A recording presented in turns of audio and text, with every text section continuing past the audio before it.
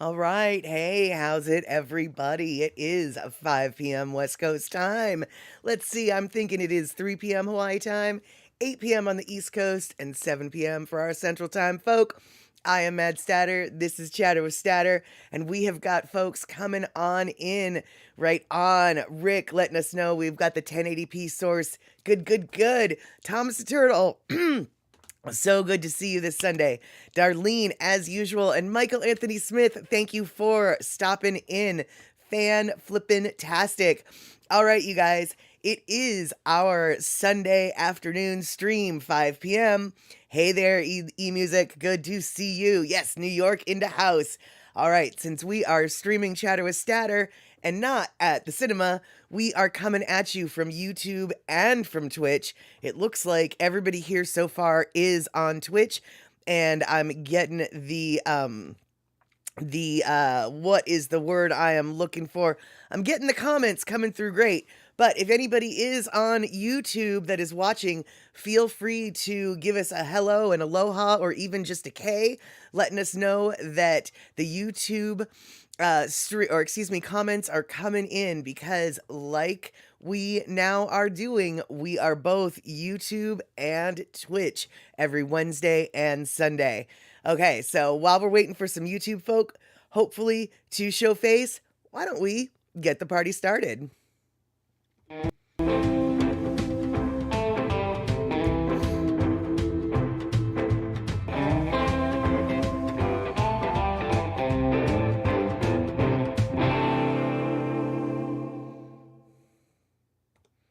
All right, indeedy, yes indeedy, we have got ourselves some new subscribers on YouTube. So if any of you new subscribers on YouTube happen to be watching, I want to say thank you for the subscription and thank you for hanging out.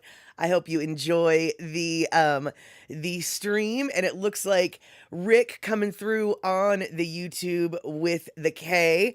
I am getting it on my side. So now one last tech check, because you see this is new for us all. It's new for everybody. It's just new, and so I want to make sure that Twitch coming through on the YouTubes. Twitch is coming through on the YouTubes. You guys, we might have a stream today. Oh my God. But hey, before we have that stream, I want to say hello, Pussycat. Good to see you. I saw your buddy Leo just the other night, and he snuck inside. Even though he doesn't have to sneak inside, he snuck inside and ate a bunch of food and then escaped.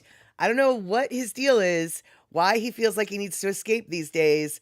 He is acting like he feels like he's in trouble, but he's not in trouble. He's welcome to stay in his little cubby hole.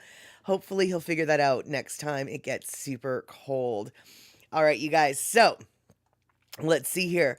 I have got a little bit of a Sunday school situation going on. And when I say Sunday school, you know, I don't mean it that way.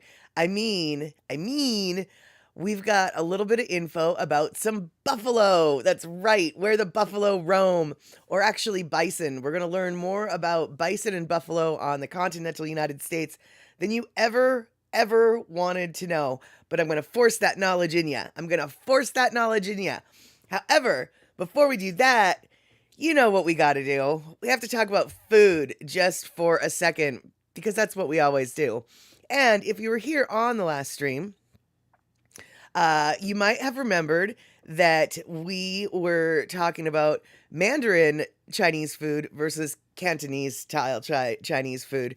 And we're not going to delve into that very deeply, but I am going to say that we did focus a little bit, or the reason behind that conversation had a little bit to do with the chow mein noodles, shall we say. Yes, chow mein. And so I did order some chow mein noodles for dinner last night, got the Cantonese style. So I wanted to let you guys know, this is what the Cantonese style noodles look like. See, they're very dry and not a lot going on with them. Just a coating of flavor, soy sauce, basically. You've got a little bit of carrot, you've got a little bit of onion, you've got a little bit of green pepper. You got green pepper, green onion, right? So that is the style of noodle that is the Cantonese style noodle. That's the style of noodle that when you go, say, to Hawaii, when you order the chow mein, it's probably going to be closer to this than it is this. So this is the Mandarin style chow meins that normally get served in this area. Two different styles of chow meins here that I'm showing. One has crispy noodle, one has pan-fried noodle, but both of them are a lot saucier than the Cantonese style. And so it's the saucier and more ingredient kind of chow mein that I am not as big of a fan of as I am when it comes to the yummy Cantonese style. That's right. So, if you guys were wondering, now you know. But it looks like nobody cares about that. Nobody cares about that because it's March. And I guess what everybody's really worried about is whether or not McDonald's has their, what is that milkshake? The Shamrock Shake? I haven't been to McDonald's in a long time, so I don't know. I don't know what if they have the Shamrock Shake still, but I would like to think that they do. And Michael Anthony Smith, lo mein is what I would get at lunch trucks, 25-cent noodles. Yeah, my best guess is Michael Anthony Smith. Those 25-cent noodles are probably more like $9 noodles now. I'll bet they're at least $9. But 25-cent noodles, that would be dangerous because I would live on those. I would live on those. And let's see here. Oh, that's what I'm wondering. I was wondering what song you guys are talking about. I know what song you guys are talking about because you were wondering about what's new, Pussycat. Oh, oh, oh, oh. Yeah, we don't sing that here. You guys can sing that here, but I can't sing that here. And but I don't know where Ashes went. She was within arm's reach right before boom we went live. So I'm sure Ashes is going to show up. And Pussycat, play some Lono. See, we didn't have a stream. Now we've got a stream. We've got the background music. We've got the people watching out for this stream's back. We've got the producers in the background saying, turn on the music, talk about the cat, fix that lighting, do that and that. That's right. That's what we've got. And that's how we put on a stream. It is a group effort. And Pussycat, multi-pack is $2.99. I'm not sure what you mean by that. Are you talking about a multi-pack of like what, ramen? I was hoping that the 25-cent noodles that Michael Anthony Smith was referring to was at least a step above the ramen, but I could be wrong. Andre, thank you so much for for resubbing 18 months in a row now. That is crazy. That we have been hanging out for 18 months together. And yeah, exactly, Darlene. Ashes will sneak in. I almost feel like I want to promise that you will see her tail. And Rick, Lono, kitty cats, and beer, not necessarily in that order. Well, we've got Lono. Check it off the checklist. We got the music covered. Now it's time for plate lunch. Go to the kitchen, plate lunch. No, kidding. Let's see here. So you guys, really, it got to be 50 degrees in Wisconsin today. Well, we hit 47 here in Seattle, so I guess we're close to weather twinsies. Yes, we are weather twinsies. All right, so let me see what we are missing here. Okay, cool. And oh no, eMusic. Okay, I am not weather twinsies with eMusic. It's just 30 right now. Yeah, hopefully it won't get to be 30 tonight when the sun goes down. Luckily, sun's still a little bit up, so we're hovering at the 47, as it were. And Pussycat, you broke the national record yesterday at 93 degrees. I don't know, dude. I mean, I know that Florida is a lot warmer than Seattle. I know. I get it. But It's not supposed to be almost 100 in February, right? Oh wait, it's March. Oh, never mind. It's March. So of course it's okay to be close to 100. This is not normal, right? I mean, seriously, Pussycat, it is not normally 93 degrees in March in Florida, right? Please tell me I'm right. Please tell me that your weather is wrong. And Pussycat, it's spring. I know, but that's summer. Those are summer temperatures, man. 3 to 6 weeks early. Yeah, okay, there we go. That is what I was thinking. Michael Anthony Smith, yeah, you've got the weather appropriate for this time of year as far as I'm concerned. Now, okay, I'm biased. I have 47 degrees. You have 45 degrees, and that seems appropriate. And so I'm pushing my narrative onto you. I know, but I feel like 45 or 47 is way more appropriate for March 1st, 2nd, 3rd, 4th, or 5th than 93 degrees. Wow. All right, I am hungry, so I should avoid this, but let me see what Andre just wrote. You're treating yourself, you're ordering some online Filipino food from a Michelin-rated restaurant that you can afford called Fob. You're gonna go try adobo with coconut milk. Wish you luck. All right, there you go. I will wish you luck because quite honestly, I can't imagine adobo with coconut milk. But I have no doubt in my mind that it's probably tasty for some people.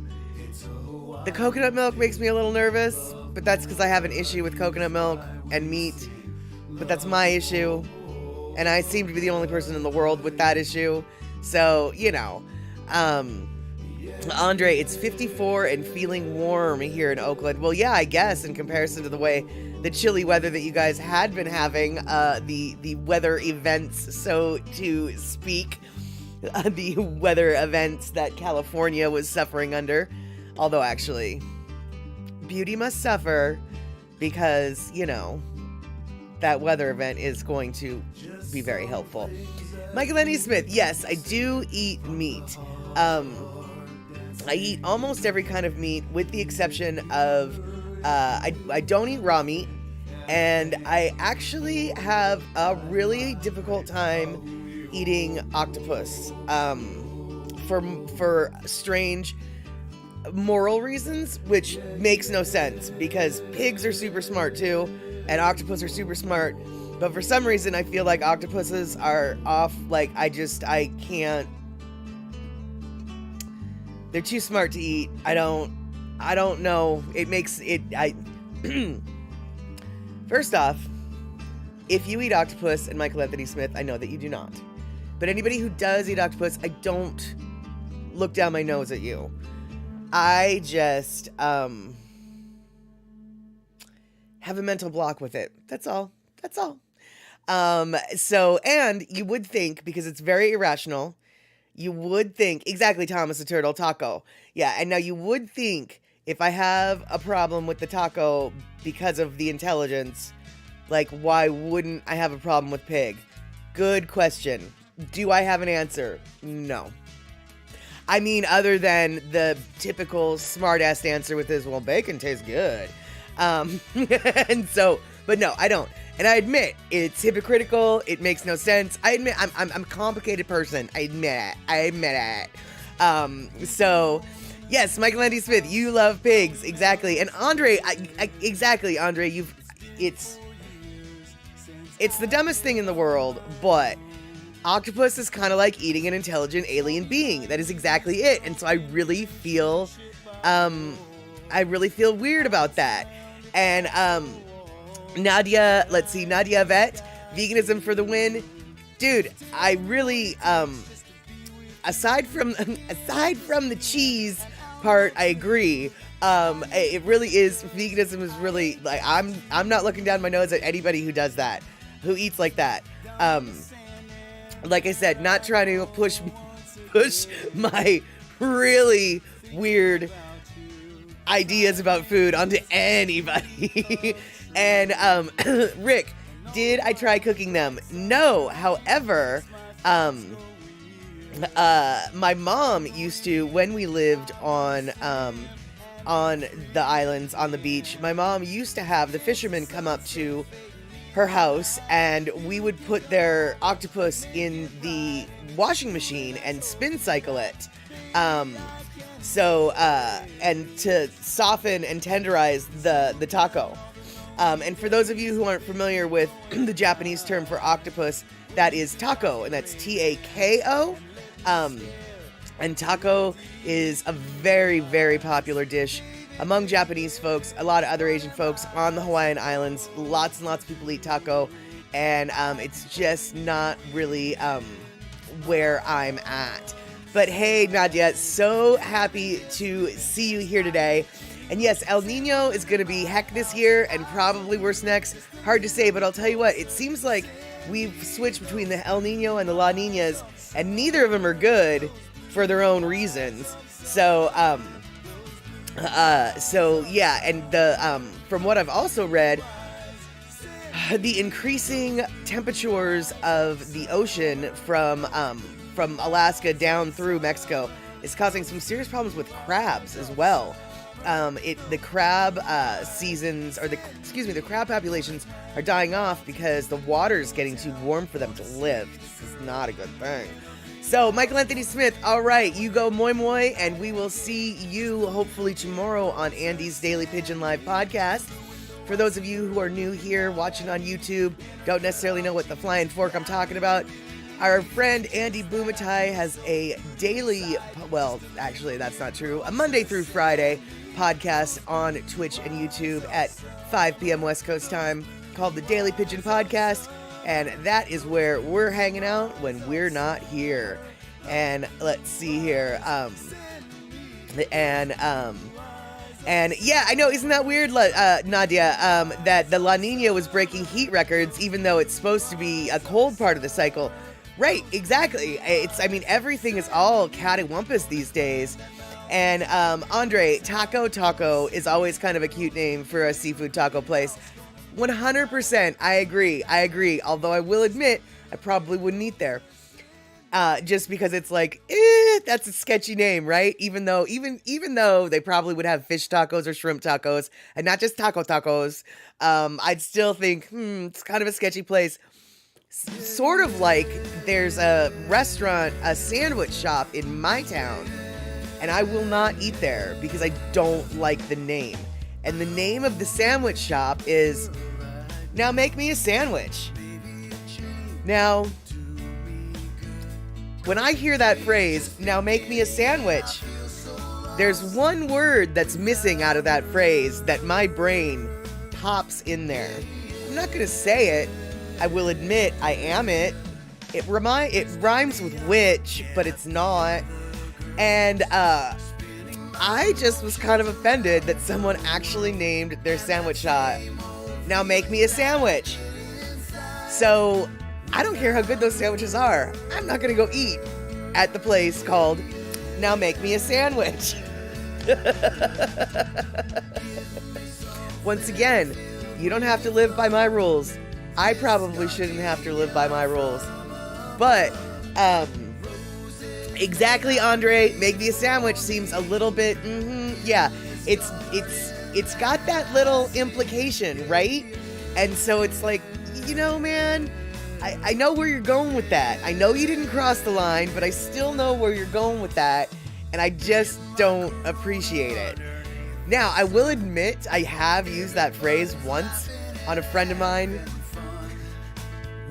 who was cooking at his restaurant, and I had just ordered a sandwich from him, but he was out busy talking to me instead of making my sandwich.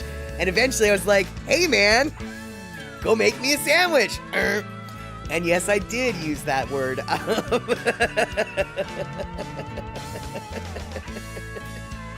And eMusic, you're not seeing or hearing on Twitch, only chat?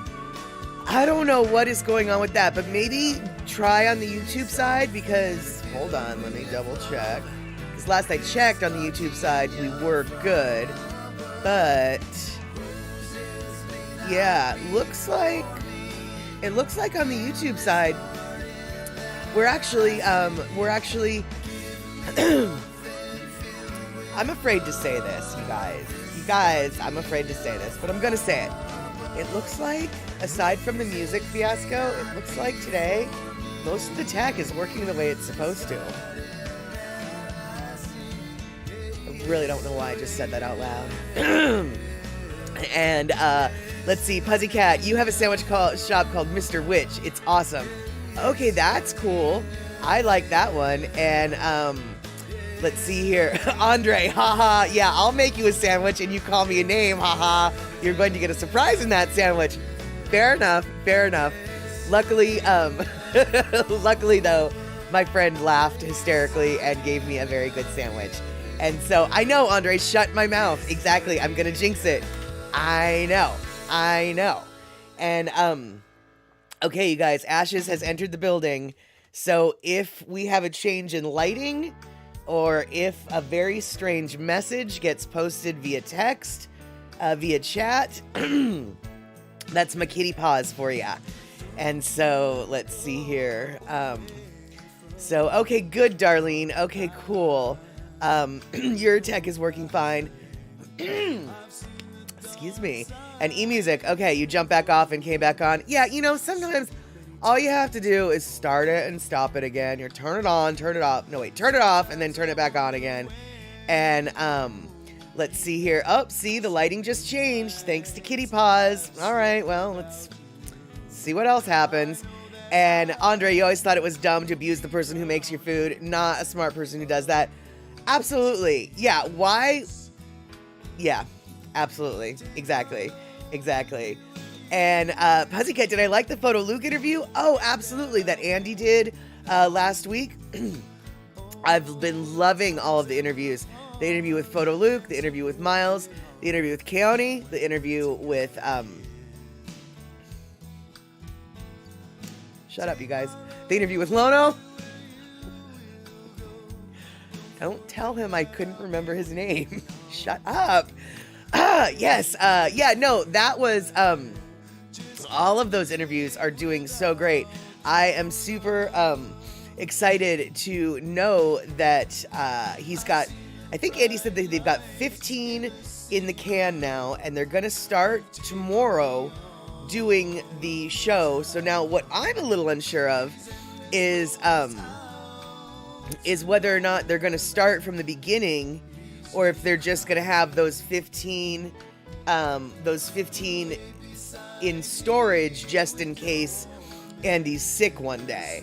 So so we'll see, I guess. And no, I remembered Keone Nunez, eMusic. I remembered Keone Nunez's name. It was Lono's name. I forgot for a minute.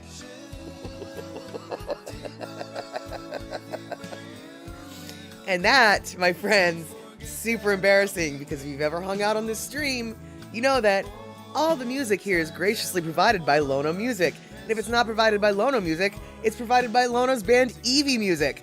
So, and every video that we show pretty much for our Lono listening break is by Lono. And then the song that you're listening to before the stream starts, also by Lono. And this particular person that we're speaking of only goes by one name. So how could I have forgotten it?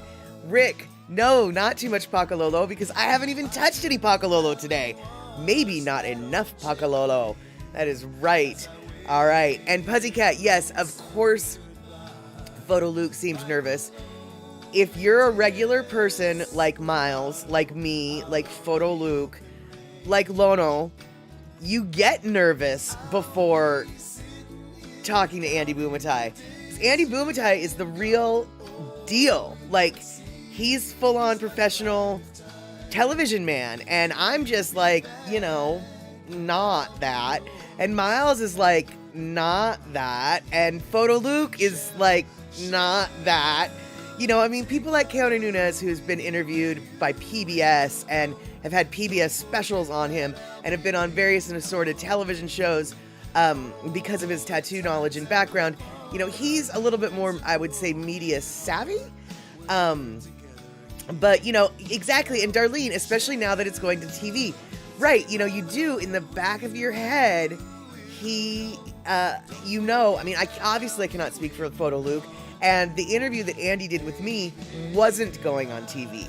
But even still, I can actually even more still imagine how much more nerve-wracked I would have been knowing that knowing that it was going out eventually to TV. So, you know, I think that Miles, I think that Photo Luke, I think they did great jobs for people who aren't really, you know,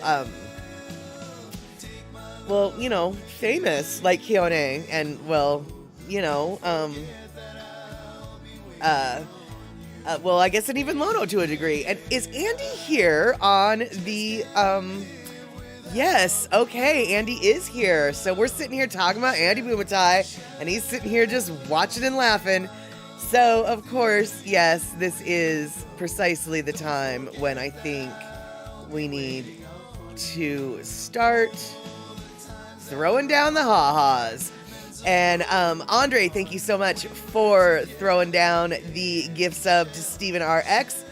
And exactly, Darlene, I would be so nervous for sure too. Yes, precisely. So, but you know, though, Luke really, I remember when Luke first started his live stream, when Photo Luke first started his live stream, he was so timid. And, you know, he eventually, you know, relaxed and grew into someone who's got a great show now. But I'm not at all surprised, you know, it's like when you're guesting on someone else's scene, you know, you're no longer in the control that you are used to. And so, you know, yeah, I mean, he might have gotten a little nervous at the beginning, but I think by the end, I think he knew, you know, he was with the Hamajang gang and everybody's chill. And, let's see here, Rick coming through on YouTube because he's just double dipping all over the place. You got our Roku TV on the YouTube side, but tough for you to watch 3 screens. Yeah, you know, Rick, oh, hey, Steven, I didn't know that you were here. So good to see you. Thank you so much for hanging out. You've been part of the Hamajang gang, and now you are part of the Statterbox crew. So thank you so much for hanging out, you guys. And, all right, so Rick, I know that you have got like 3 swords of no mercy going on right here, and we will eventually get you some help. But luckily, you seem to be doing pretty good right now, handling your thises, your thatses, and your other things. But you guys, if anybody does want to help Rick mod, give me a shout out and I can mod you up, because Rick is doing one job. He's doing the job of like at least 3 different people. And you might have seen Ash's ear right there. She almost showed face. So within arm's reach, the kitty is still. And okay, so we were talking about food for half a second. We got into the tacos, that is the octopuses, and we got into piggies. Well, we're gonna talk about pigs for just a second, because I saw this headline. Where did it go? The other day, this headline came up on or actually, let me rephrase that. Multiple headlines about the same thing came up again and again and again. So I had to go look into it because what?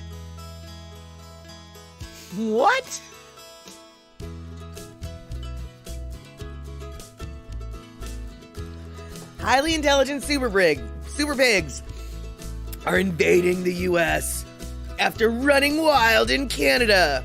Now, I gotta tell you, this picture of this pig right there just looking at us giving us side eye is the cutest and most disturbing thing I've ever seen. Now, that pig, all furry, looking like a wild boar, that one is intimidating. But this little pig, who's probably huge, he looks like he is a supervillain. He really does. He looks like he has got something up his sleeve. And then this furry guy looks like he's one of his one of the army that the highly intelligent man behind the mask is running. So Yeah, and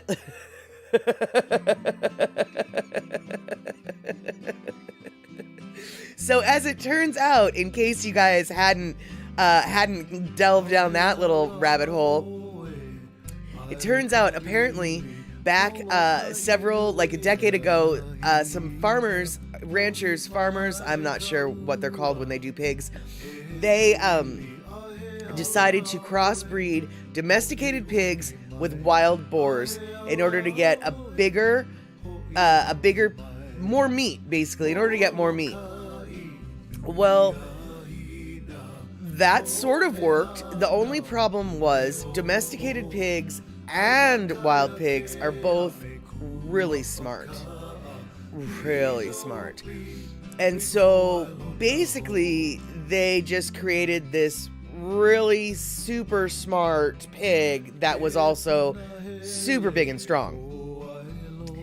And it's a super smart pig that's super big and strong that can now crossbreed with domesticated pigs and wild pigs. And amazingly enough, even though I'm sure they thought they fixed this idea, the pigs that were crossbred were smart enough to figure out how to get out of the pen. So all the pigs escaped. Maybe not all the pigs escaped, but a lot of pigs escaped. And so they escaped, and it was no big deal, the farmers thought, because those pigs won't be able to survive the Canadian winter. The Canadian winter in Alberta gets to be so cold that those pigs will freeze on the spot, and this won't be a problem. Yeah, turns out, you see, these pigs have been known to use their tusks to bury under, let's see, what was it, 3 meters, I think, 3 to 5 meters down into the snow and create a snow den so they can survive the winter. So now, all of the pigs that were supposed to die, yeah, they didn't die. Not only did they not die, they came out next spring and, started breeding and taking over crops and ruining this and ruining that. And so, now, I guess, now we have to worry about highly intelligent and possibly invincible super pigs crossing the borders. And yeah, exactly. Pork was lean and mean, so they just wanted mean. Yep, exactly. And Andre, exactly, it's very ironic that Texas is a barbecue-loving state and it's overpopulated by wild pigs. They eat so much meat, but they can't take out all the wild pigs. That's totally true. And apparently, I mean, these wild pigs, I want to say, now, okay, Texas's wild pigs are different than the ones that we're talking about here. The super pigs are from Canada, and those are crossbred with the domesticateds. The Texas wild pigs, they're just the wild pigs.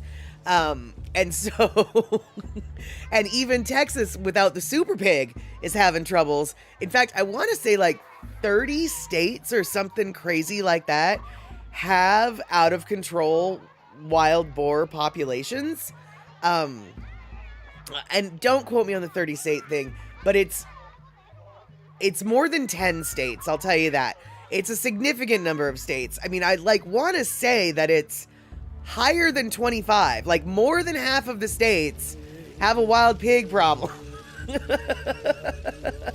And as much as barbecue is a lovely southern thing, they still aren't able to take care of this this wild pig issue. And Andre, see, that's why they tell you not to eat pork in the Bible. The pigs will just crossbreed and take over the world. And Rick, what, Texas? What hasn't Texas messed up? There you go. You know what? Actually, though, I'm not necessarily sure it was Texas that messed it up because, honestly, for real, you guys, the boar isn't native to Turtle Island. The boar isn't native to the Americas. The pigs were brought by the colonizers to, and the explorers. They were dropped off on South America and, in the Americas as future food sources for future expeditions. So it's not like actually, the pigs are what went and messed up Texas, Rick. It wasn't that Texas messed up the pigs. The pigs went and did mess up Texas. And anyone who's from Texas who was offended by that accent, you had every right to be, because I don't know what that was. I don't know what that was.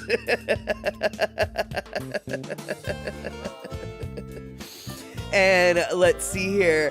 Andre, man, the Texans complain about Californians moving to Texas. Let's give them Canadian pigs. Oh no, Texas liberal pigs are coming to take your homes. There you go. California got pig problems too, but not Texas-sized pig problems. There you go. And let's see here. And Pussycat, yes, wild pigs are a big problem in Hawaii. Absolutely they are. And once again, not a native species to the island. But I don't know. Does anyone know off the top of their head why pigs were they? I assume that pigs were given as a gift to one of the kings, I'm assuming, and then the population just got out of hand. But does anyone know how the pigs ended up in Hawaii? And let's see here. C. Honda, good to see you. And Andre, the Polynesians actually brought the pigs with them. Oh, okay, so they actually weren't a gift the way the deer and everything were. They actually brought the pigs with them. Okay. But not the European pigs. They're, what? Polynesian pigs?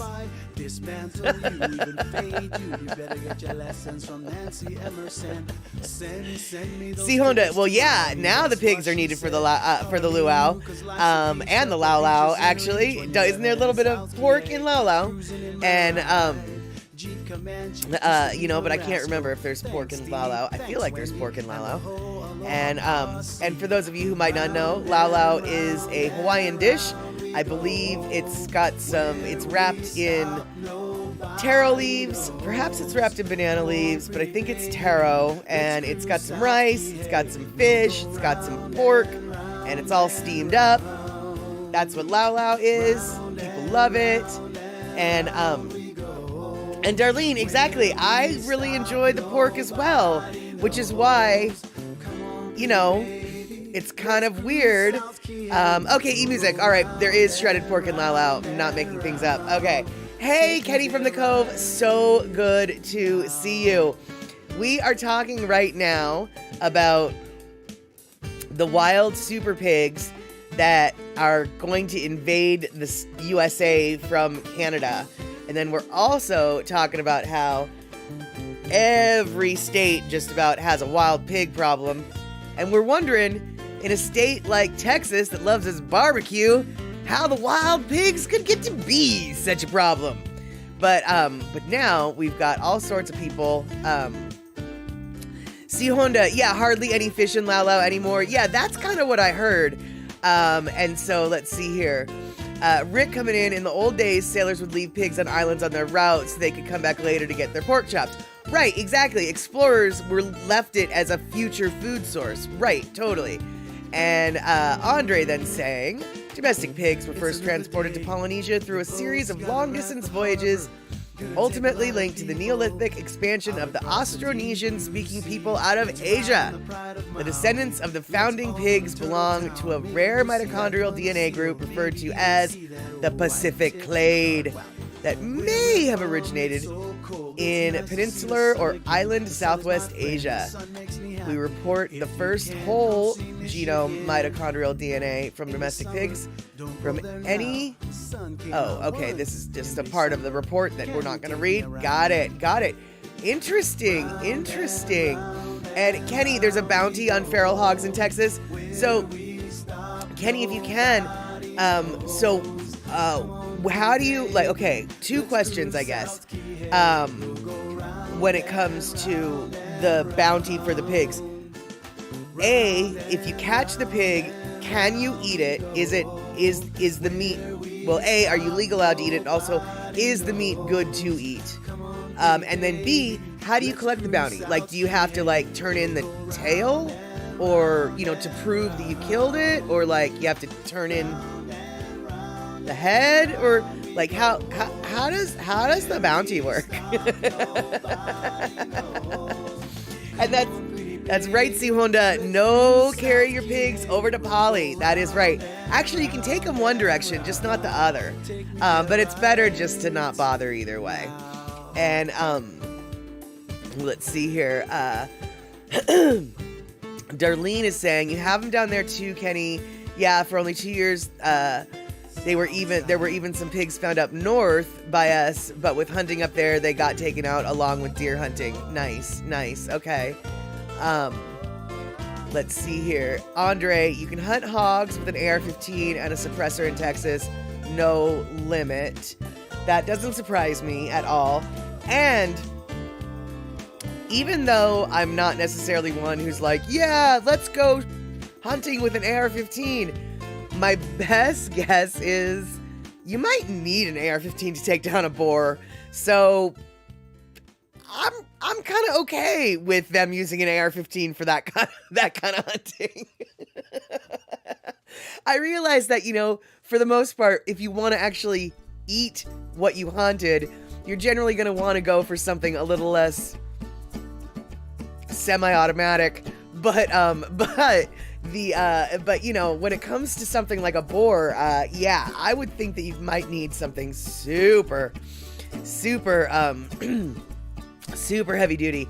Love Pat, good to see you. And yes, I do know why you can't take pork over the Polly, but I don't remember the myth exactly. I know it had to do with a fight between Pele and Lono, and the pig being the symbol for Lono. By the way, when I'm talking about Lono this time, I'm talking about the Hawaiian god, not the musician we're listening to. But yeah, I think that, you know, yeah, taking the pig over the Polly from Lono's side of the island to the to Pele's side of the part of the island is considered very disrespectful. But that is a half-fast explanation, and if you have a much better explanation, I would definitely like to hear it, because as I just said, my explanation was half-fast. That's right. That is right. And so let's see here. Kenny from the Cove. The young feral adults are good eating. The older ones, not so much. Not sure how you go about collecting the bounty. All right, fair enough. Tells me more than I knew before. And, yeah, exactly, Andre. I don't think that they can shoot back yet, but give them, you know, something that works as an opposable thumb. Boom, boom, boom. We might have a full-on pig versus human war. And women could not eat pork in Hawaii way back when. That is true, but I don't know if I don't think that necessarily had anything to do with why you couldn't bring the pork over the Polly Highway, the Polly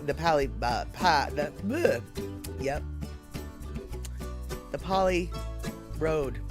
That's what I'm trying to say. The Polly Road.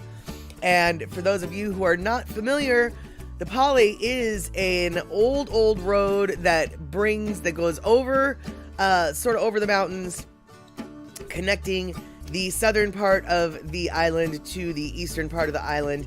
Very beautiful roadway, very old, and lots of myth and magic surrounding that particular pathway. So, let's see here.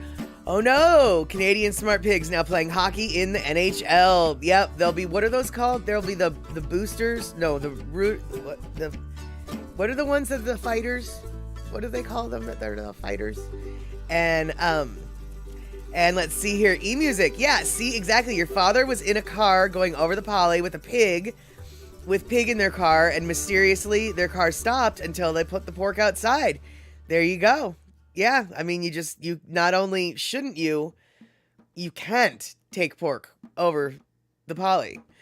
And let's see here. Kenny from the Cove, many landowners will sweeten the pot by adding more money on top of the bounty. Yeah, that makes sense. That makes sense. See, I was wondering, and I know that this is potentially controversial, but we're talking about it anyway. So, okay, so Texas has the bounty for the wild pigs, right? Well, Hawaii has such a problem with wild chickens that I was wondering, like, what if Hawaii started a bounty program for the chickens? And so, like, you know, for every chicken you catch, you turn in its head or something, you know, a trophy of it, a piece of the chicken to prove that you killed it, because the chicken ain't gonna live without his head, right? I mean, you know, and then you like get, you know, I don't know, 50 cents or whatever. I mean, I don't know what a good bounty on a wild chicken would be, but I'm just wondering if Hawaii had ever considered a bounty program for their wild chickens. And then what you do with the chickens after you catch them, that's up to you. You can eat them, you can feed them to your mongoose, or, I mean, I don't know. And let's see here. Kenny, that's right. They're called enforcers or goons. That's what I was looking for. I was looking for both of those words, actually. So yeah, the wild intelligent pigs are the new goons of the NHL. And let's see here. Andre, you know, I've never heard of any prohibition about the pork not being allowed, the pigs not being allowed up in Volcano. But that's a really good question, because I mean, Volcano's Park is Pele's home. So you would think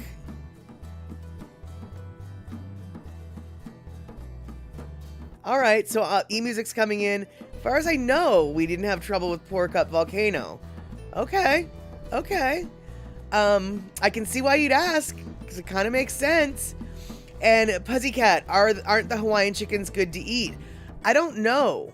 I actually have no idea. And so let's see here. Hold on. See, Honda, your grandfather was on a horse on Big Island and was followed by a fireball until he dropped the pork. Ooh, weird. Oh, wow. And let's see here. Rick, you just saw a YouTube video from Molokai. Some church guy had one in his garden and called some guys to take care of it. I don't know if you mean a chicken or if you mean a wild pig. Got it. Well, yeah, I know that. I mean, yeah, I know that they catch the wild pigs in Hawaii, and then usually they they keep them for a little bit, and then they fatten them up. They clean out their system from whatever they might have been eating, and they give them the kitchen scraps, and then they eat them. But like I said, can you do that with the chickens? And I feel like, I mean, I don't know, I feel like you could. Darlene, you thought you've heard the wild chickens in Hawaii aren't good eating, though. At least that's what I've heard. Right, yeah, well, I've wondered that as well. I can say this, from what I've seen, from the chickens that I've seen on all of the different islands that I've been on, the chickens in Hawaii are generally, the wild ones that are just, running around, are a lot smaller than the chickens that we're used to seeing, domesticated farm-raised chickens that we're used to seeing up here on the mainland. And so, A, I'm assuming that there's not a lot of meat, and B, I'm assuming that the meat might be tough. That being said, that doesn't mean you can't just boil them up and use all that meat and bone and collagen for broth. I mean, you still, even if the meat isn't good, there's still stuff you can make with that bird, with the bird bones, right? Unless the chickens are filled with parasites and grossness, in which case, And then Kenny, how destructive to the landscape are Hawaii's feral chickens? destroying the land and killing wildlife are part of what's hated about the feral hogs in Texas. Yeah, I actually think that, oddly enough, I think that is part of the concern with the feral chickens in Hawaii. Obviously, someone who lives on the island can definitely shed more light on the situation, but excuse me. But let's see here. But what was I just talking about?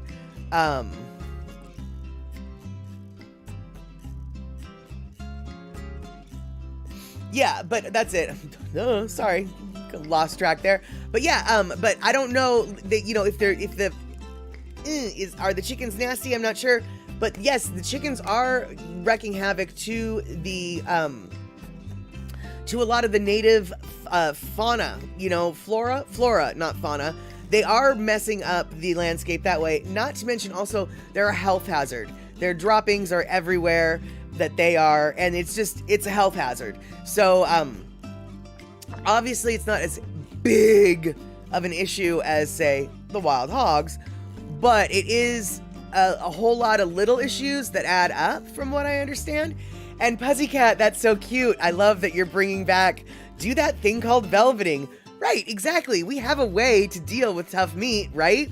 The Chinese food we talked about this just a few streams ago. There's a way to deal with tough, cheap cuts of meat. It's called velveting.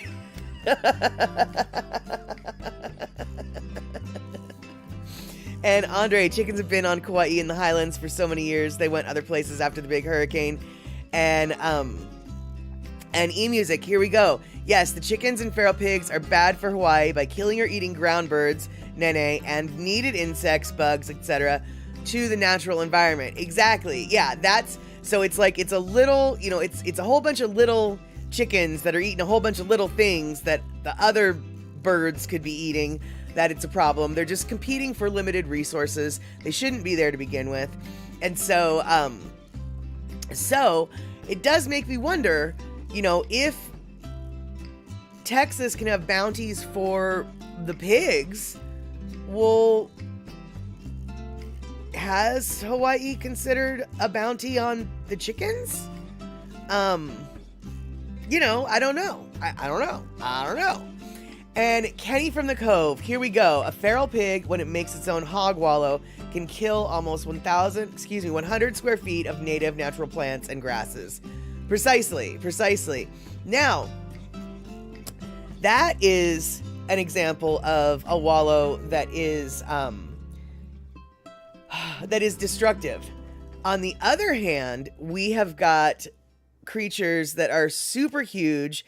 They're considered ecological engineers, and a creature like a buffalo or a bison, that's right, we're starting to talk about the bison now, they have been known to create wallows that actually help to encourage species diversification. Because buffalo, unlike cows, both are grazing animals, right? And so you'd think that they have a roughly, you know, similar impact on the ground that they're grazing. That's not necessarily true, because the cows have a tendency to gravitate towards the lower areas of the land near water sources, and they wallow in that area, wreaking havoc on the natural flow of the water. Whereas bison, they generally prefer the hiller higher top areas, and they create their wallows up in the high areas. And what those wallows do is they create depressions and divots in otherwise flat ground. And in those depressions and divots, water collects. Little ponds form. And within the little ponds, more biodiversity starts to happen. You've got your, you know, insects, and you've got your birds, and you've got your other grasses, and you've got your little amphibians, etc., etc. And exactly, on the hiller tops. That's right. And so that is one way that buffaloes are considered environmental engineers, much like beavers are considered environmental engineers. They actually create situations that help to restrict the flow of water and to slow that spreading of water to create more use of that water rather than just running down a stream in the stream bed. When the wallow divot has a pond form in it, then that water slowly disperses throughout the landscape, as opposed to just running downhill into that stream. And so, even though these wild pigs that are creating huge havoc were a lot of them were a product of crossbreeding and hybridization, especially the ones in Canada, we actually have some good news about crossbreeding and hybridization today. Without crossbreeding and hybridization, we would not have the buffalo population that we have right now. Right now, we have about 500,000 wild bison in the United States. Excuse me, that's a lie. We have about 250,000 wild bison in the United States. We have another 250,000 bison that are basically are being ranched for meat production, and those are some relatively healthy numbers, especially considering back at the turn of the century, not this last one, but the other one, between the 1800s and the 1900s, that turn, there was less than 500 wild bison left in the world. And when I say wild bison, I actually mean the American ones, because, oddly enough, there are European bison. Did you know that? There's European bison. We've got the American bison, and we've got the European bison. But right now, we're just talking about the American bison. And the American bison, there was less than 500 animals left. After millions upon millions upon millions of them had been killed as the railroad expansion through the West took place, 500 of them ended up being left. A herd of them in Yellowstone, a herd of them in Wind Caves, South Dakota, and a tiny, tiny, tiny population in Canada.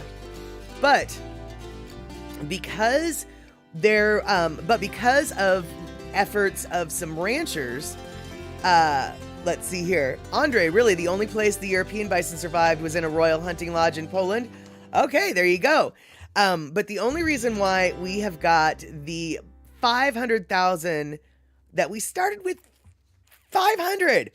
The only reason why we've got 500,000 bison now are because of the works of some ranchers that back in the late 1800s decided to start crossbreeding their cattle with the bison to create a bigger cow with more meat. And then those efforts, you crossbreed, breed back in, this, that, and the other thing. Basically, almost all of the wild bison in the United States at this point have cow DNA in them. And we know that because, a National Geographic article literally just came out, which is why we're talking about this today, because it's all about me, guys. It's all about me. All right. So the National Geographic came out with, with an article that basically was saying all of the American bison have some cattle DNA in them, and here is why. And then here is another picture from that article. A bison in Yellowstone, which they thought that the Yellowstone packs were purebred. But as it turns out, even the Yellowstone packs have like a 0.24% cattle DNA, which is very low, but still cattle, it still has the cattle DNA, right? Now, C Honda, 24 and Moo? Exactly. That is exactly what happened. So, check this out, you guys. All right. A few years ago, 2005 or something, my friend Daniel and I were going across country on a road trip, and we ended up completely forgetting our plans. we had plans to go to Illinois. Halfway to Illinois, we were like, screw this, we're not going to Illinois. So we ended up hanging out in the Badlands area and the Black Hills area for quite some time. And we hung out in Wind Caves Park. And you know what I'm going to do right now, right? You know. That's right. We got ourselves a map. Not only do we have ourselves a map, this is a picture of a map from a real map, a paper map. Hey there, Gina. No, Rick, we didn't end up lost. Actually, I was doing some calculations. The sun was going down. We were just at the beginning of the Badlands National Park, and we had a choice to make. Carry on through, keep on trucking to keep our schedule to get to Illinois, or screw our plans, let's hang out in the Badlands, which is exactly what we did. I said at that point, I was like, you know what, man, we're going to hang out in the Badlands tonight. Forget this. We're not, our trip east has stopped. We're hanging out here. So we hung out at the Badlands, and I've got a story about that, but we're not going to get into that. Anyway, so then we eventually moseyed on over to this place called Wind Caves National Park. And I don't know if you can see where Wind Caves is, but basically you've got your Rapid City at the top, and then a little bit further south, you've got Keystone, Mount Rushmore. Then you've got the light green square, and that's Custer State Park. And then you've got this other green square, and that's Wind Caves National Park. Now, the reason why I'm showing you this particular map is because I want you to see how Custer State Park and Wind Caves National Park touch each other. They border on each other. There's no land between the two. They go up onto one another. However, because they are separate parks, there are barbed wire fences between the two parks, separating out the two herds of buffalo in those parks. Because in the Wind Caves Park was what they thought was a purebred herd of bison, one of the few left in the country. Now, it just so happens, one day, we were going into Pringle. I don't know if you see Pringle there on the map, but it's the left-hand side of Wind Caves. Pringle is a booming metropolis that looks a little bit like this. Yeah, that's Pringle. There's Pringle right there. That's the big town of Pringle. And that big hitch rail bar is basically the only scene in town. Not only is it the only scene in town, it's pretty much like the only scene for 100 miles in every direction kind of thing.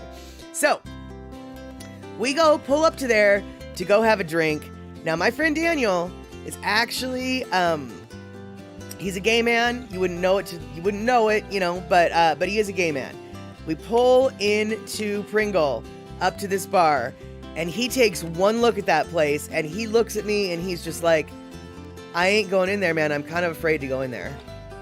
And I have to say, that kind of broke my heart. But I was like, you know what, dude? Don't worry about it. I got your back. We're covered. Don't worry. We'll hell on out of there if things get weird. Well, as it turns out, no, things did not get weird.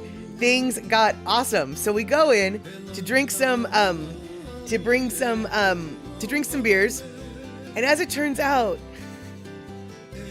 that biker-looking hick bar is actually full of a bunch of college students and scientists because they were there for this roundup that was taking place that year, where they were planning on rounding up all of the bison and DNA testing them all to then resort the herds back from one park to the next, because tourists would cut the wires.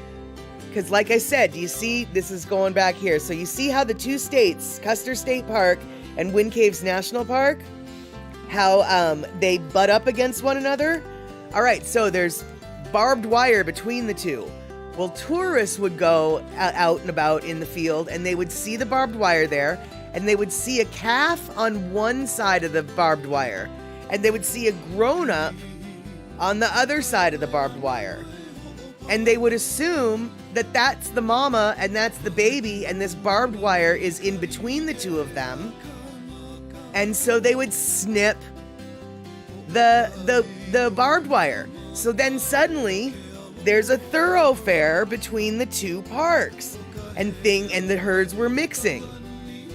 And so that was that was a problem.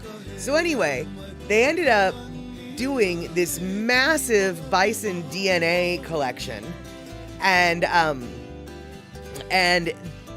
then just recently, like as of October 2022, they released the results of these DNA collections that they had been doing, that I just coincidentally happened to stumble upon in Pringle with my friend Daniel, who was afraid to go into the bar, and the bar actually, as it turns out, is full of scientists and outdoorsmen and cowboys who are this, that, and the other thing. And so we got to hear about this DNA collection project from various and assorted managers and positions on the in the project. The people who were building the barns, the people who were building the chutes, the people who were taking the actual DNA collections, this, that, and the other thing. And so it was kind of it was a really neat trip to Pringle, and to learn about all this, but then to see that the results came in, and National Geographic actually has done an article about it. Well, I was super stoked when I found that out.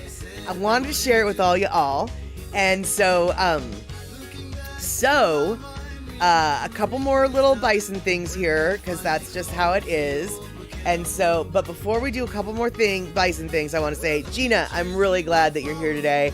And social anxiety so totally sucks, but it feels like you have a little bit less anxiety when you hang out with the Statterbox crew, the Hamajane gang, or Terry's clan. And so I'm very happy that we have you here today. Very, very happy that we have you here today. And let's see here. So yes, exactly. eMusic coming in with "We Got Your Back," Gina. You got it. So now got some little more buffalo things. Excuse me, bison things. First off, do you guys want to see some pictures of bison that I took? I took these pictures from my car at Yellowstone, and even if you don't want to see them, I'm going to show them to you anyway. That's right. That was a bison. That was right outside my car window. And here is the bison parade coming down the street. Luckily, they were on the other side and not on mine. So my lane kept it going, and the one behind them had to stop. And I took the picture from my car, as you can see. And then right after I took that picture, the one whose head is in the picture, he turned and looked at me and snorted really angrily. And so then I rolled my window up because I got scared. Because you know what, dude? Even in your car, bison are frightening and horrifying. Why would anybody go and try to pet one? I do not understand.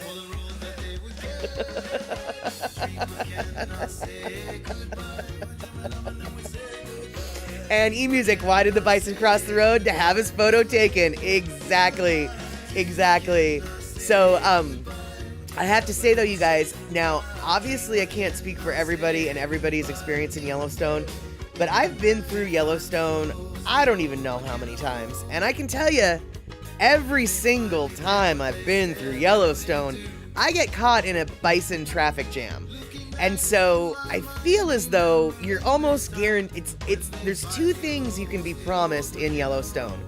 Old Faithful, spewing up geyser stuff, and getting caught in a buffalo traffic jam. Kenny from the Cove, it was the bison's way of saying shove off paparazzi. And yes, Darlene, they are big beasts, and they sort of do look scary. So, speaking of, yeah, exactly, C. Honda, don't take a selfie with a bison. Do not. Well, okay, so I won't take a selfie with a bison, but I will tell you this. I'm stupid. Because here's why I'm stupid. Okay, so Remember my friend Daniel that I was talking about earlier in the stream? Right, so before we got to Pringle, we were hanging out in the Badlands. So we go and we find a campground in the Badlands. There aren't very many campgrounds in the Badlands. We found one of them. However, the section that was for just like the tents and the campers or whatever, that section was full. But the section that was intended for the horses and the horse trailers, nobody was there. So we were like, screw it, we're still in the campground. We just went to the horse side of the camp instead of the car side of the camp. There was nobody there, so it's not like we were encroaching upon horses. So we set up camp, and Daniel's just like, I'm gonna sleep out under the stars, and I was like, that sounds awesome. I am too. So we didn't set up our tent, and we just slept out under the stars. Come right around sunrise, I'm freezing my buns off, and I am like, you know what? I'm gonna go sleep in the car. I wake up, and not 3 feet from my head, was a steaming fresh pile of bison dew. And I don't mean dew as in the water on the grass. I mean, you know, the dew. Yeah, steaming fresh pile. No bison to be seen at this point, but steaming fresh pile. I mean, it was still steaming, so it was fresh. And it wasn't there the night before. So basically that told me that there had been a bison like 3 feet from my head. And that's why I'm stupid. Because I believed my friend Daniel. When Daniel said, he very specifically said, it smells like horses over here. It smells like human and horses. The buffalo won't bother us here. The buffalo won't bother us here. I mean, I guess they didn't bother us, I guess. And yes, Darlene, that is exactly it. What? So while sleeping, they walked through and dumped by you? That is exactly it. That is 100%. Yeah. They were just like, oh yeah, we see you. Yeah. I'm glad they were at least 3 feet away, right? I mean, come on. I'm glad they were at least 3 feet away. Oh. But yeah, and so then eventually, Daniel woke up and I was like, did you notice? He was like, yeah, I did. And I was like, I don't think that was a good idea. So, yeah. Yeah. And, yeah, exactly, Andre. Those buffaloes got a sense of humor. You know it. And so, yeah. So, you guys, that thus ends our Sunday school teachings about all of the buffaloes. Well, not all of them, just the ones in the U.S. And, Darlene, being as big as they are, did they tippy-toe in? I don't know how yes, I guess. I don't know. I have no idea. And by the way, Terry, I don't know if I said hello to you, even though you've been here this whole time. So in case I didn't say hi, hey, Terry, good to see you. And, yeah, I don't know how I didn't hear him. I guess I am a deep sleeper, clearly. And my friend Daniel, even deeper sleeper.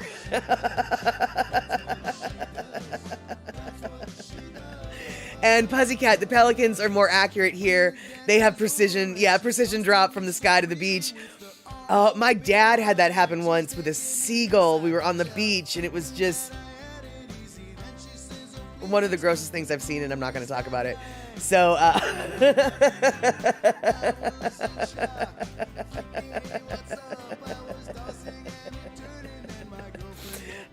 let's see here. Yeah, a herd of buffaloes would not wake me. Quite possibly. I am not really sure. I'm not really sure about that. And so let's see here. Kenny at LBJ Ranch. I was close enough to a bison to touch it with a strong fence between us. But when he grunted and snorted, that ended my resolve to pet a bison. That was a big deal for this 5-year-old. I'm kind of surprised if you were only 5. I'm kind of surprised you didn't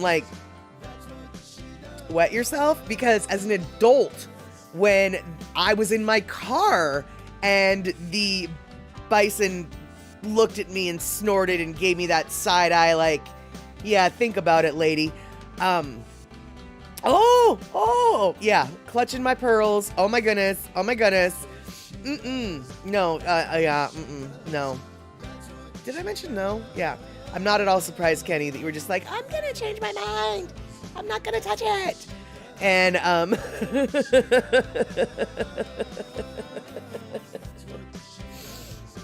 oh, yep. But without the without the help of a few ranchers back in Wyoming and Texas. By the way, I'm going to tell you who these ranchers are that we can thank for the population of bison that we've got going on here. It was a gentleman named Charles Goodnight of Texas, Fred Dupree of Montana, Charles Jones of Kansas, and Walking Coyote of the Monterey-Ponderay tribe. Those gentlemen basically took some wild calves of bison and interbred them with their cattle, and then started to create their own herd of cattle-infused bison to help increase the numbers. And because the bison and the cow are still fertile, the offspring of the bison and the cow are still fertile, unlike a lot of hybrids. This is a fertile hybrid, so they were able to keep breeding and then taking the cow genes out by reintroducing the buffalo, the bison DNA, etc. in the generations. So without those 4 ranchers, we might be having a very different conversation about the bison these days. It might be more along the lines of, wow, they used to be neat. I wonder if they were really as big as we think they are. But instead, we've got all these stories of, oh my God, you guys, I saw one in real life and they are bigger than you think they are. Holy crumb, you guys, they are so huge, they can just look at you and scare you. See, there we go. And let's see here, Darlene, I've heard a story about a Lolo tourist who wanted a close-up picture of a bison. So got out of her car, walked up to one grazing, and got trampled and seriously hurt. Exactly, that happens, I think that happens almost at least once a year in the national parks. And I remember one year, a few years ago, maybe a decade now, someone tried to pet the bison. The bison was like, oh, hell no. And the bison ended up somehow not only goring them, but like their genes got torn off their body, and the bison had their genes hanging from their horn for like days. And there's pictures of this bison that's like wearing the trophy, the trophy of the human that it killed. And in fact, this winter I saw a snow sculpture contest, and this one group of Native American women, their snow sculpture was an amazing likeness of a buffalo, of a bison, with a pair of Levi's jeans hanging from its horn. It was so hysterical. I wish I had had the forethought to grab that picture. So we know we might revisit this topic just so I can show you guys that picture of the snow sculpture, because the snow sculpture is amazing. And then the jeans are just, oh, it's just the chef's kiss on that sculpture. And let's see here. Kenny from the Cove on the tour of LBJ's ranch house. He crossed under a barrier rope to sit on one of his rocking chairs. He got yelled at by the tour guide. What did I know? I was 5. I was tired of walking around looking at stuff. Exactly. I absolutely, I am sure you are not the first child who has done that on a tour like that. Even that tour. All right, you guys, we are getting to near the bottom of the hour. So we still have not taken our Lono listening break, which means we better take our Lono listening break. So we're going to do our Lono listening break. And I chose this particular Lono song because it's all about the cowboys. And the bison and the ranchers and the cowboys all kind of have one big old history. And so sometimes I try to have a theme with my things. Other times I don't. But today I tried. So here we go. Let's listen to Lono. All right, saddle up, let's go.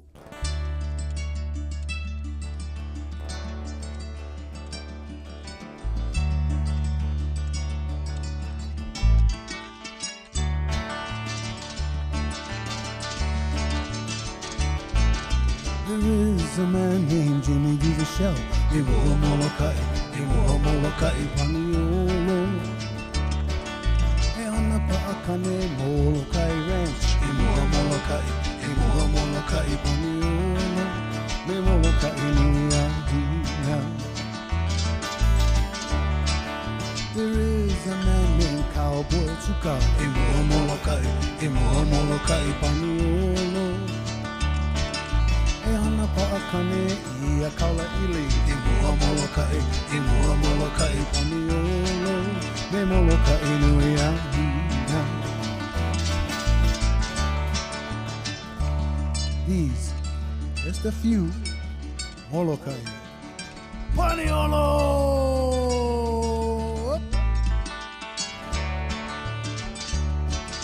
You know,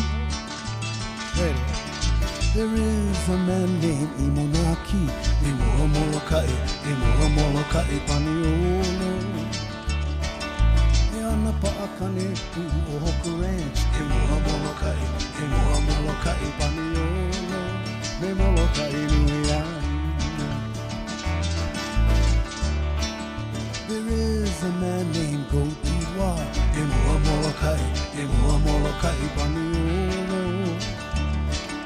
E ana paakane Kapuale Ranch. Imua Molokai, Imua Molokai, Paniolo. Me Molokai nui ahina.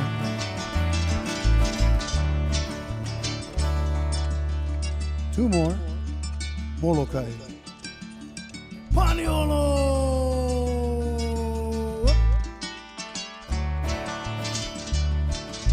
You know, there is a man named Buzzy Sprout. Imua Molokai, Imua Molokai, Paniolo.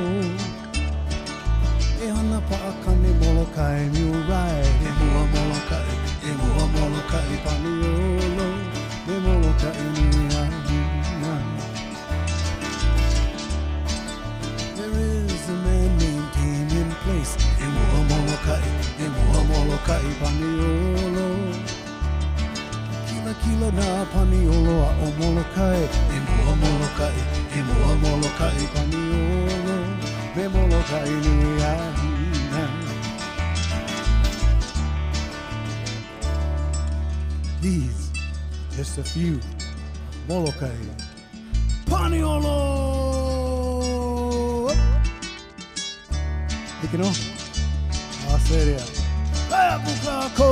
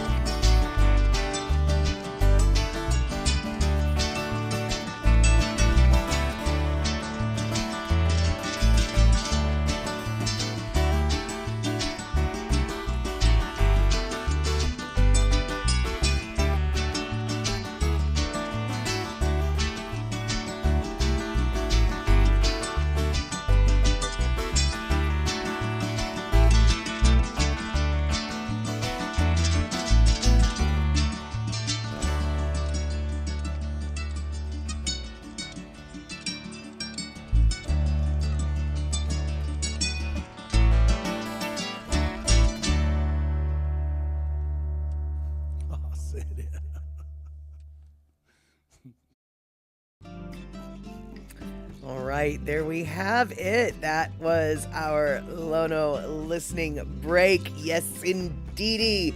So, Andre, thank you so much for the bits. And yeah, eMusic. And I don't think she made the hat. I think she just had the, I don't know if it's a decal or if it's like an embroidery thing. She's got all sorts of fancy pants machines that she can do fancy pants things with. And so, so she did something fancy pants for Lono. And yeah, so Lono wears that in a couple of videos. And then I think there's a blue one too. Someone mentioned. And let's see here. Doe, it's Dahui logo, you think? Okay, see, I had a feeling somebody might be able to recognize that logo. Oh, see, Honda, you just threw down 200 biddies too. Oh my goodness, thank you so much. Thank you so much. All right, cool. So today, Today we learned some things and stuff, and Kenny from the Cove, 300 biddies. Oh my God, you guys. Oh, I think we actually have a hype train now, or it's incoming. Okay, well, we'll hang out for a minute then, and besides that, we do have 4 minutes left of the broadcast, so there we have it. And good to see you, Doe. Don't know how long you've been hanging out. Today we talked a little bit about food, a little bit about smart pigs, and a little bit about the bison of the United States of America. Not the European bison, but the bison of Turtle Island.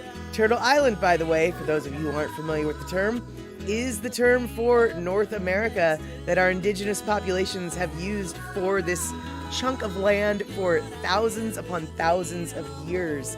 Terry in Scotland, LBJ once discovered his press secretary, Bill Moyers, chuckling over an Art Buchwald column poking fun at Johnson. Do you think that's funny, boy? Lyndon asked. Moyers replied, no, sir.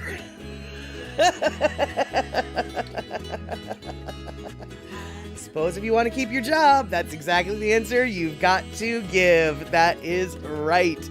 That is right. All right, so let's see here.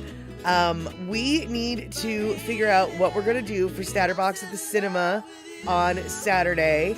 I am not sure if you guys want to watch a funny movie or if you want to watch a documentary movie or if you want to watch some kind of dramatic movie. So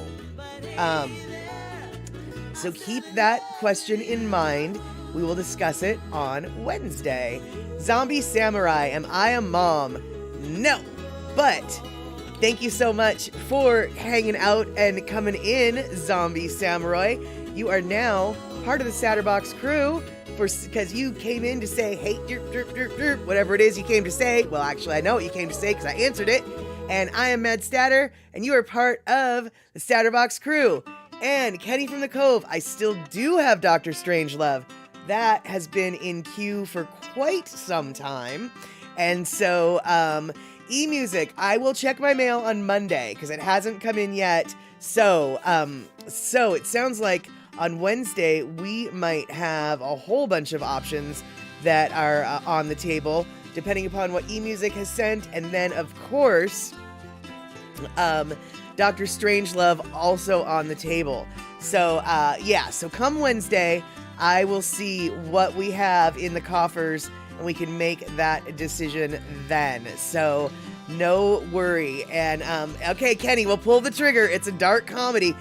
Yeah, it's a movie I've never seen before, and I'm hesitant because I've never seen it, but I have been, in the more recent past, been hearing references to this movie a lot, and so I feel as though perhaps it is time to take the plunge.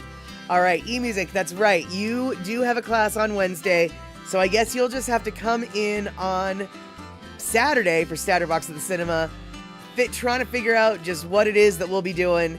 And you might not be the only one who's coming in on Saturday trying to figure out what it is we'll be doing. We might be doing that too. We'll see. We will see. Okay, you guys, it is 1 minute to the bottom of the hour, and we've got about a minute left on the hype train, so I guess I will wait until the hype train's over. But I want to thank everybody for hanging out here, for all the biddies, all the subscriptions, all the guest subscriptions. If you are watching on YouTube, don't forget to like and subscribe. If you are watching on Twitch, don't forget to follow. Thank you guys so much on both streams, both sides of the stream, for hanging out tonight. And I have one little bit of trivia left. I don't know the history. I don't know the nothing. But check this out, you guys. I had no idea that there was a difference. I used to use these terms interchangeably. But check this out, you guys. Did you know that a coffin and a casket aren't the same thing? Did you know that? That coffin is coffin shaped, and it has a detachable lid. A casket is rectangular and has a hinged lid. So there you go. That's just one strange bit of trivia that absolutely doesn't matter that you know now. And Andre, oh my God, 500 more biddies. Thank you guys so much. And Flying Fork, what made me think of that? I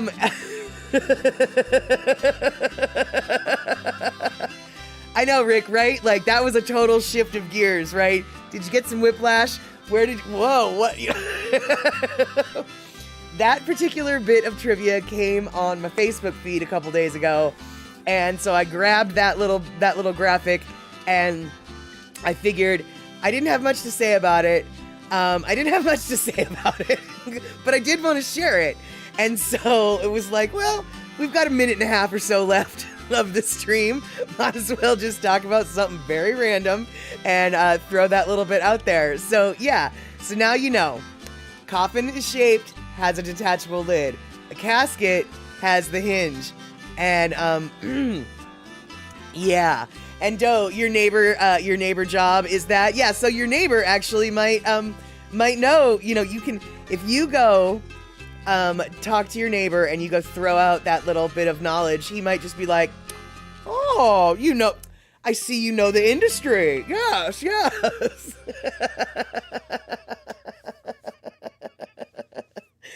Yeah, exactly, Andre. I honestly assumed that coffins had a hinged lid as well. I had no idea that it actually was removable. And so, yeah, who knew? Well, apparently somebody, not me. All right, you guys, we are on a level 2 hype train, but we're also 2 minutes past the bottom of the hour, so we might have to wrap things up soon. Now, Terry in Scotland, what if you're unhinged? Well, I guess you're just gonna have to be stuck with the coffin, huh? Because it got no hinges. But I will tell you this, since I am unhinged, Terry, this is a good question, and we're gonna have to figure it out before the time is too late. Will I be allowed a casket even though I'm unhinged? Will they allow me in a casket? Kenny from the Cove, thank you so much for that 300 biddies. But just like Pussycat is saying, it is time to pull the plug. All right then. So we will see each other on Wednesday, 3 p.m. West Coast time. But before that, I hope to see you guys. Andy Boomatai's Daily Pigeon Live podcast, Monday, 3 p.m. Hawaii time, 5 p.m. West Coast time, etc., etc. All right, you guys, thank you so much, and it is time to pull the plug. Take care.